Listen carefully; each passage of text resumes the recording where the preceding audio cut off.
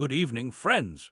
This is Santa Claus on March 13, 2026, bringing you today's stories from around our beautiful but troubled world.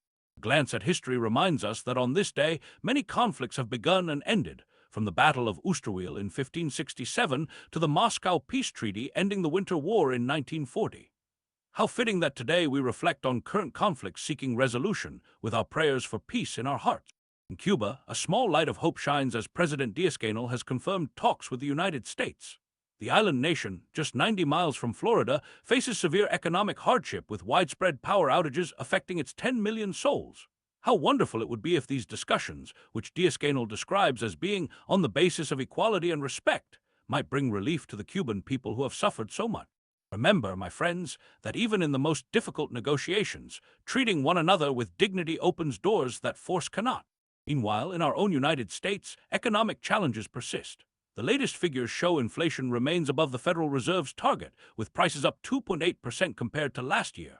This comes as economic growth has slowed to just 0.7%. I worry for the families struggling to make ends meet, especially now with oil prices nearing $100 per barrel due to the conflict with Iran. When we see these numbers, let us remember they represent real hardships for our neighbors and friends. Speaking of oil markets, the Treasury Department has temporarily lifted sanctions on Russian oil currently at sea until April 11th. Secretary Besant believes this could add hundreds of millions of barrels to global markets. What a complex world we live in, where one conflict can lead to adjustments in policies related to another. May wisdom guide all such decisions. The administration has also initiated trade investigations targeting countries over their policies on goods made with forced labor. This affects 60 economies, including Canada, Norway, China, and the European Union. How my heart breaks for those trapped in forced labor around the world. Each person deserves dignity and fair compensation for their work, a principle so fundamental to human flourishing. Turning our attention to the Middle East, I must share with heavy heart that 4 service members died when a U.S. Air Force refueling aircraft crashed in Iraq on Thursday. 2 more crew members remain missing. Let us hold their families in our prayers tonight and remember all those in uniform serving far from home. Meanwhile, Shiite armed groups in Lebanon and Iraq have increased their attacks in the regional conflict, though Yemen's Houthi rebels have not yet joined the fighting. The U.S. Defense Secretary has reported no clear evidence that Iran has placed mines in the Strait of Hormuz, despite earlier reports suggesting otherwise. How I pray for restraint from all parties, for each escalation brings more suffering to innocent people. In Israel, Prime Minister Netanyahu has issued concerning statements regarding Iran's new supreme leader Mujtaba Khamenei, who U.S. officials believe was wounded in earlier strikes.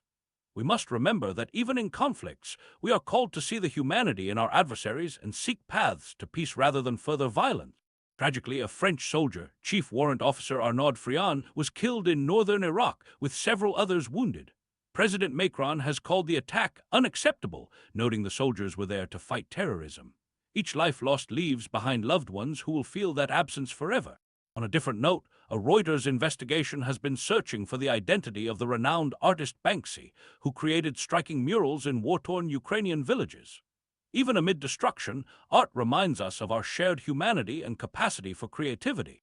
As we conclude today's stories, I am reminded that in all these conflicts and challenges, what matters most is how we treat one another.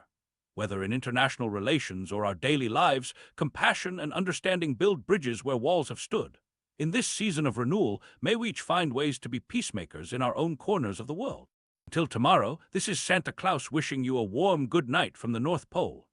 May your homes be filled with love, and may peace soon come to all the troubled regions we've discussed today.